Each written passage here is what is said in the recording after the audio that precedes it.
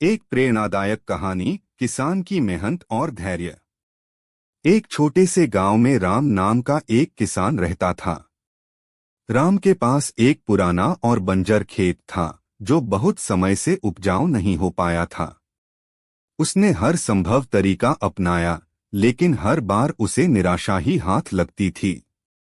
फसल अच्छी नहीं होती थी और परिवार का भरण पोषण मुश्किल हो रहा था। एक दिन गांव में एक बुजुर्ग संत आए। उनकी विद्वता और ज्ञान की चर्चा पूरे गांव में थी। राम ने सोचा कि क्यों न उनसे मदद ली जाए। वह संत के पास गया और अपनी समस्या बताई।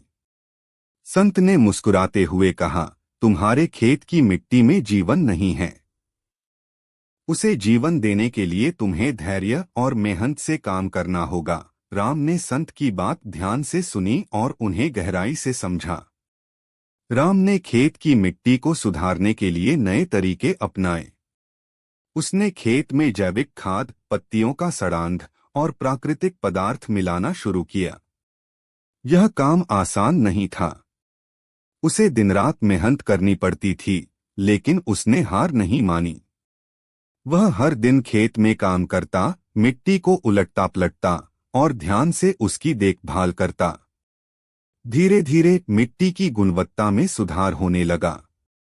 खेत ने हरियाली ओढ़नी शुरू की। जो पहले बंजर और सूखा था, अब वह हरा भरा दिखने लगा। एक साल बाद राम का खेत उपजाऊ बन चुका था। उसकी फसल पहले से कई गुना अधिक होने लगी। गांव के लोग उसकी मेहनत और धैर्य की तारीफ करने लगे।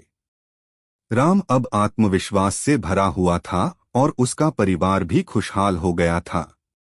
इस कहानी से हमें यह सीख मिलती है कि अगर हम धैर्य और मेहनत से काम करें तो किसी भी कठिन परिस्थिति को बदल सकते हैं। हमारे जीवन में आने वाली चुनौतियां हमें मजबूत बनाती हैं और हमें सिखाती हैं कि सफलता का रास्ता कठिनाइयों से होकर ही गुजरता है। कठिनाइयों से हार मानने के बजाय हमें धैर्य और मेहनत से उनका सामना करना चाहिए।